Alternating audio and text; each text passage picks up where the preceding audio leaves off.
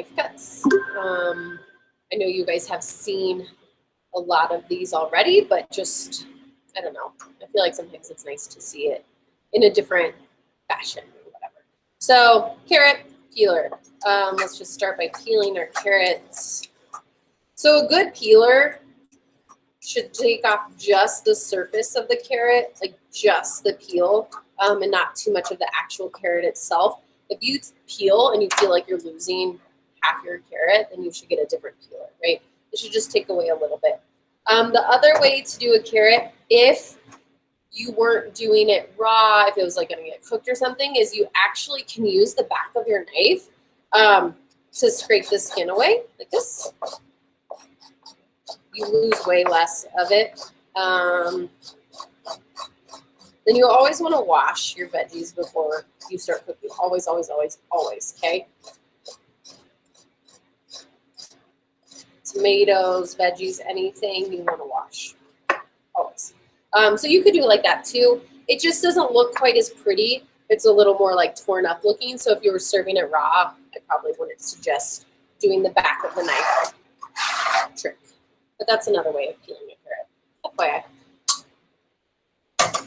So I have my carrots peeled. Potato, same thing, peeled. You always want to wash your potatoes.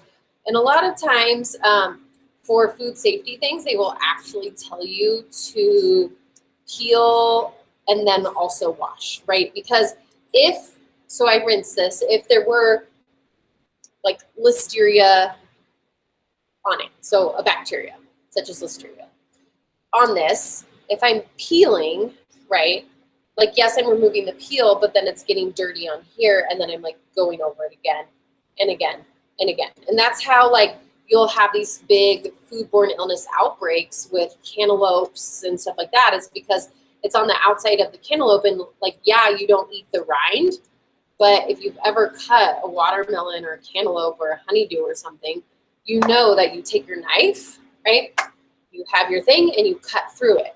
And what happens? Well, you pick up whatever bacteria is on the outside of the cantaloupe and then you pull it all the way through, and now it's all in there, you know? So you should always rinse your melons, you should rinse everything. It's just a good practice to get into. I'm not going to eat these, so there's that. Okay, so peeling your potato. You know, you could use a paring knife to peel as well. And if you're doing a knife to peel, you actually want to peel towards yourself, like that. Not away from you, not like this, but towards. You have more control, right? Okay. Same, I actually peel towards me too. But I don't know why. But I always peel towards me because I can use my thumb to kind of like guide the peeler and put more into it. Okay, potato, carrots. I'm gonna set those there. Oh yeah, my balsamic's getting better. And then I was gonna show you honing because I forgot to do this. So this is my chef's knife, and I'm gonna use that to cut these guys actually. But my chef's knife, my honing steel. So you can learn it, or they'll teach you two ways. The one is to hold it like this, and this would be 90, right? Perpendicular. That's really bad for the blade. Don't do that. You want it at a 45-degree angle, and you start at the heel, and then you pull down to the tip. And then you go this side, and then this side.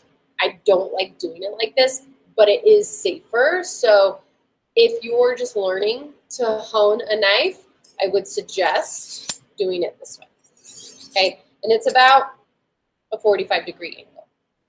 You see that? I prefer to hone towards myself. They don't want you to learn this way in ProStart for like obvious reasons. If you're not very proficient at doing this, honing something into your body, right, isn't necessarily like the best technique. The other way would be down versus up, but so what I do is I hold this out at whatever angle this is, and then I take my knife at a 45-degree angle, and you start at the heel, and you go towards the tip. And you just slice it through. And this one, so my dominant hand, heel to tip the whole way. And then I start and I go heel to tip towards the top. So top of the rod, heel to tip, heel to tip.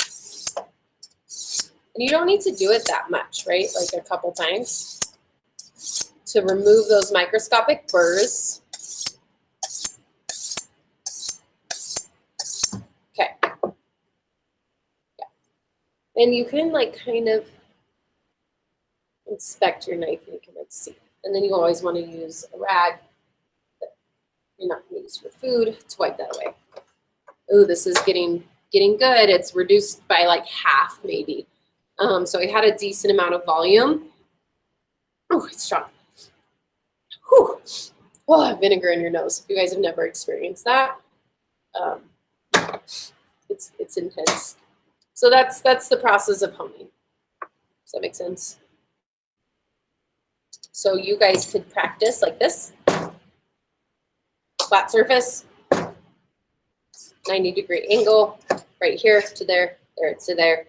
Knife, 45-degree angle, heel to tip on either side, right? Heel to tip, heel to tip, heel to tip. This is a lot safer, so you should do it like this. Okay?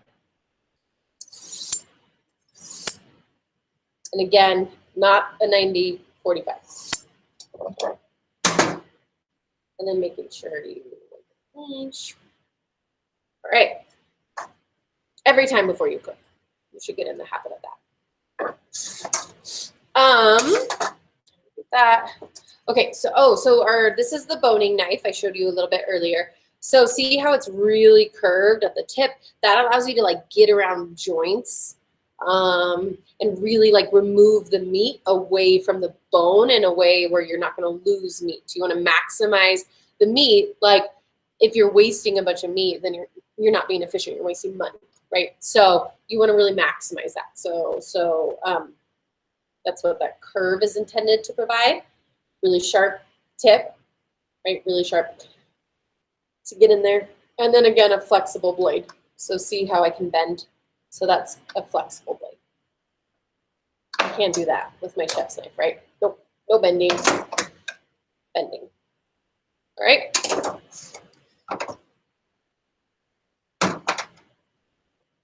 Oh yeah, it's getting thick and syrupy.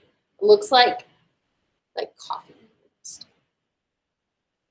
Don't stick your nose straight in vinegar, ever. You actually really shouldn't like stick your nose over, like in there real close anyway. You can like use your hand to waft up the smells, but I have a nice like thick syrup going on. I'm gonna give it just a little bit more time. It should coat this. So see, it's like coating that pretty nicely. If I had a spoon, it would be better. Whereas if it weren't a syrup, it would just like drip right off. Okay. So carrots. This is a wonky guy, right? But we're gonna do it anyway. So cut off the tips. Get rid of those in your bin. This is why it's so important to have your scrap bin, right? Keep your stuff organized. And then also have one for your equipment. So like food scraps and then equipment. Oh yeah, it's getting so good. Okay, I'm gonna show you a julienne, so 2 inches long. So I'm gonna cut it into those pieces first, right? Nice consistent pieces. And then whenever you're doing a carrot, carrots roll, right? Which can be dangerous. So what you can do is kind of shave away one of the sides, and then you have a nice flat surface. So it's just a tiny little bit. Flat surface. Then from here, you're going to make those 1/8 of an inch cuts. This is a really skinny carrot, so it's kind of hard to do. But 1/8 of an inch, nice and thin, right? And then once you get your strip, you can cut it in to matchsticks. So this is what you guys are going to do, is do your practical like this and display your best pieces. And so what I'm looking for is consistency. So is it the same from like there to there, right? I don't want like a thick piece at one end. You want it to be consistent all the way through. Is the length consistent, etc. And then ideally what you'll do is you'll take like a piece of paper and you'll label it Julienne, and then you'll put your little Juliennes right there. Okay, so those are my Juliennes. Now, if I wanted to do my brunoise, what I would do is take my little carrot, Juliennes. So do your Juliennes first, and then give yourself some extras to work with. So take your little Juliennes and then tiny dice.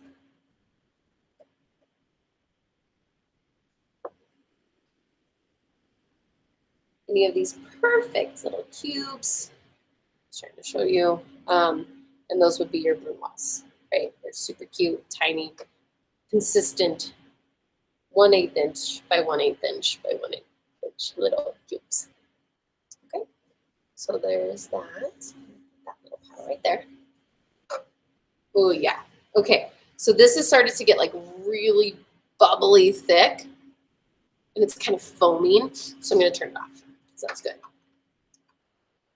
I'm gonna let it cool, and then I'll show you guys what it should look like. Okay, so, you know, and if you aren't super, so you really want to maximize, and by so you want to maximize how much product you're using. You want to minimize waste. You guys aren't super efficient right now, that's fine, right? But like the goal is to be where you're not losing any waste. I'll just do a couple more brunoise.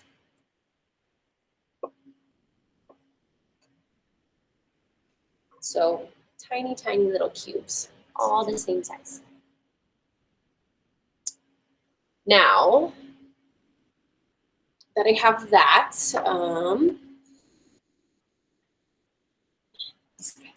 okay.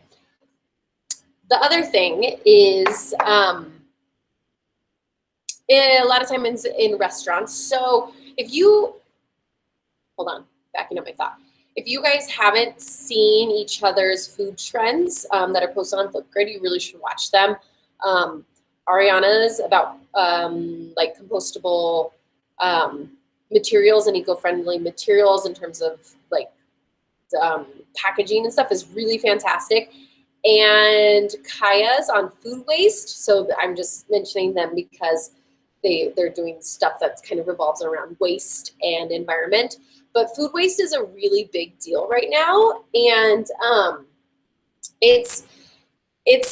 we waste about 40% of our food, 40%.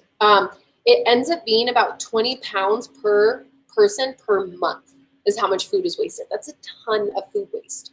And so in restaurants, you're seeing them take the scraps and use them for other things. I mean, they've been doing that for ages as well, right? Like use all parts of the vegetable, use all parts of the fruit, like don't waste anything, use all parts of the animal even, right? But it's becoming even more of a concern now, especially for people cooking in their homes. It's always been a thing in restaurants because of money. If you buy a whole chicken, you fabricate it down and you throw away the carcass, you're just wasting money. Whereas you could take that carcass, blanch it, and make a beautiful chicken stock. You know what I mean? So same with like carrot peels and scraps of carrots. You could save those for a soup, for a stock, for a broth. So there's a lot of ways to reuse your scraps.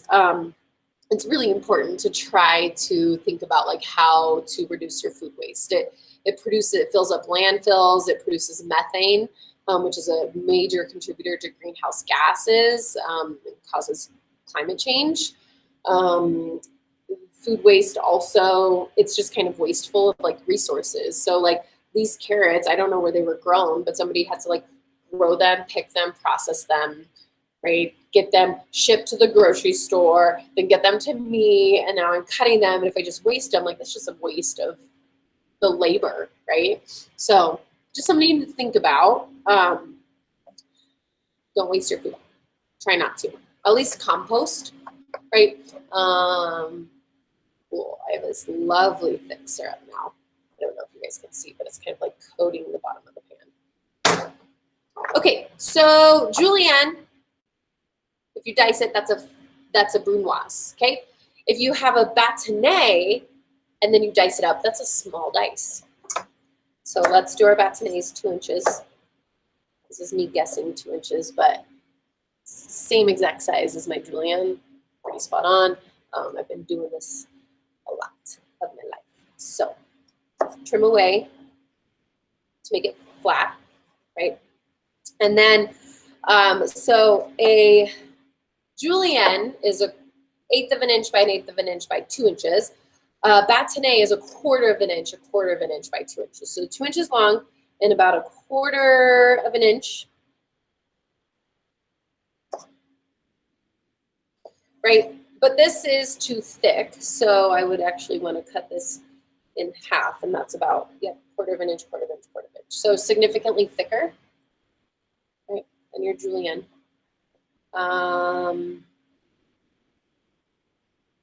If you guys don't know what a 1/4 of an inch is, go get a measuring tape, right? So that's a bâtonnet. These are like your sticks that you would dip. Carrot stick, right? And then you take your bâtonnet and you dice it, and you have small dice. So this is exactly what I want you guys to do for as you're displaying it to me, and then label them to the picture. If you want me, again, if you want me to give you some feedback, record yourself chopping, and I'll give you feedback. Okay, so there's that. Rondelle, right? As you guys are cutting, your guiding finger, so for me that I use, it's my pointer finger, right, is kind of one that sticks out a little bit more, and it guides where I'm bringing the knife. So my finger moves back as my knife is moving with it. So my finger is what is determining the thickness. So I'm moving my finger and moving my hand, right? Keep your knife at a perfect 90-degree angle to the cutting board, right? Perpendicular, like that, like that, like that, straight up. Okay, so these are rondelles. They should be the same. They're about a 1/4 of an inch thick all around. You don't want a bunch of different thicknesses, because of, like, if that was in a soup, a really thick piece is going to cook a lot slower than a really thin piece, and then that's just weird in your mouth if you're like having all these consistent pieces, and then all of a sudden you get this like chunky carrot, right? That's like hard. So consistency is key. So really, like, you want them all the same. These are all the same. Okay. The other thing, oh, a bias cut. So let's look at this. Let's talk about a bias cut real quick. Get rid of that little nubbin though. So bias cuts are really pretty. Again, I think I said this yesterday. I don't like rondelles. I just think they're kind of boring. And I think if you're doing something with just like a whole sliced carrot, if you go at an angle, it just looks a lot more attractive. Okay. So bias cut, you start at an angle, and then it's the same thickness, and I don't know, I'm probably this like a 45-degree angle, right? And then you have these nice like long pieces. So significantly different from that, right? Same thickness, they're both a 1/4 of an inch, but one's round and one's at a bias. A bias is like a nice stir fry looking thing. You could also cut your carrot in half and do a bias for like half biases, so it would look like at the end it's kind of like that. That's okay too. It's not like an official cut, but it's fine.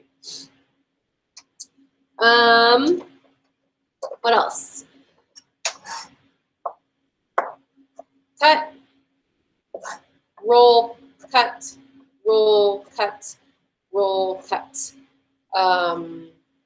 is your oblique. It's kind of like a funky angled cut. It's really, oh, you can't see that. It's really fun. I like this cut. So all you do is take your carrot, cut at an angle like you're doing a bias, and then you roll it, and then you cut at that point, and then you roll it. You're just making a little triangle. Cut, roll, cut, roll, cut. Okay. It's a fun oblique. It's just kind of cool looking. It's like a, I don't know, it's kind of funky and fun. It's like much more exciting to me than a rondelle. Okay. Paisan. I'm gonna just peel my carrot real quick. So if you forgot to peel your carrot, you would actually, the carrots would turn brown. So this one, cut the side, cut the side, cut the side, cut the side, so that it's about all the same. It's a little bit trimmed so you have a nice square, right? Perfect.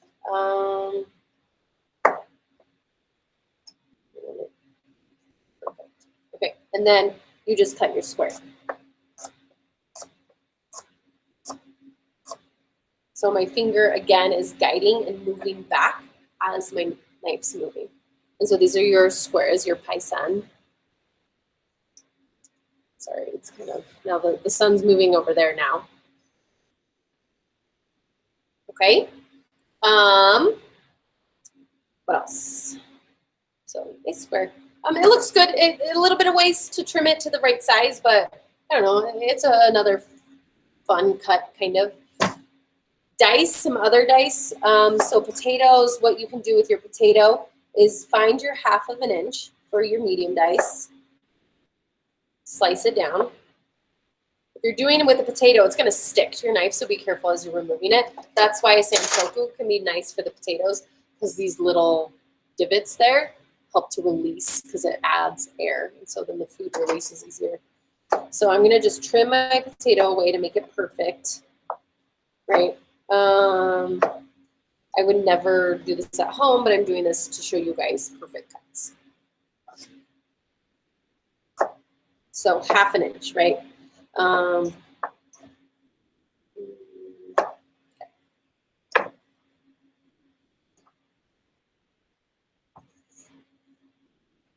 These are nice. I'm gonna go shut the blind. This the next line. I'm slowly making my way down the line. Okay. I hope sort of, yeah. So medium dice, right? 1/2 inch, 1/2 inch, 1/2 inch. And then large dice is 3/4 inch. So large dice, you would generally use this for like a potato in a soup, right? Like a big chunk. Just gonna trim that away. If you guys wanted to, you could, mash up your potatoes. Like click on them and mash them. 3/4 inch, yeah, I like that. Okay.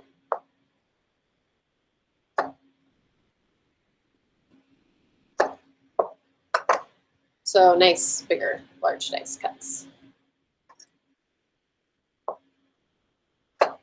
Again, if you're not sure what it should look like, get a ruler.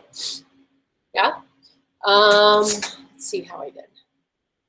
Yeah, it's pretty spot on. Maybe slightly large on some. I think this one could have been a little bit trimmed, and then we'll trim this guy up. Right, but pretty much it's good. So pretty big. This is what you would use in like a stew, like a big chunk like this. Most of the time when you cut an onion, you're going for a small dice there. If it says coarsely chop, you're aiming for kind of a medium dice like this here, right? Large dice is not used that much. If it said like you're just boiling potatoes for something, I mean, I would just go like even coarser chop, so bigger chop than that. So those are your main knife cuts.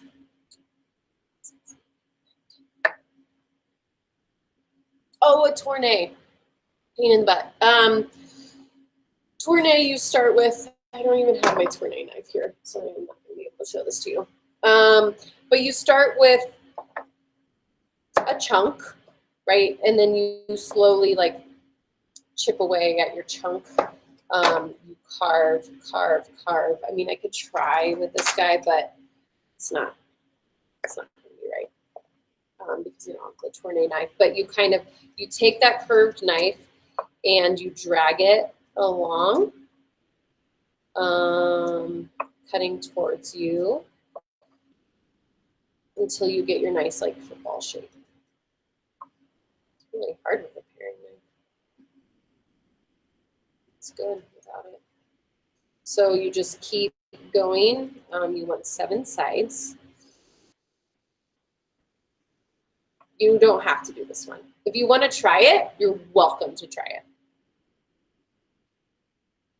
One side, 2, 3. So you kind of just keep carving away. I mean, really, you shouldn't have so much waste. I just had a weird size. 6, 7. So it's football like that.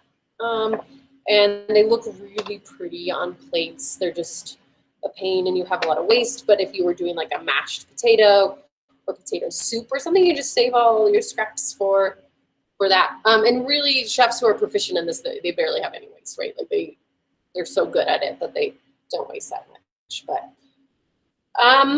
yeah, so why don't you guys take the next, I mean, maybe you've been doing this with me, give you like 10 minutes and I'll take a poll to see how you're doing. Does that sound cool enough? So again, do all the cuts, display them, take a picture. If you want feedback on your skill, make a video. It doesn't have to be, I mean, it could just be like you chopping like this, right? Like just like pretend I'm doing an onion. You're just like, I can get a lot from that, even with sound effects and everything. Okay. Yeah, so go ahead and do that.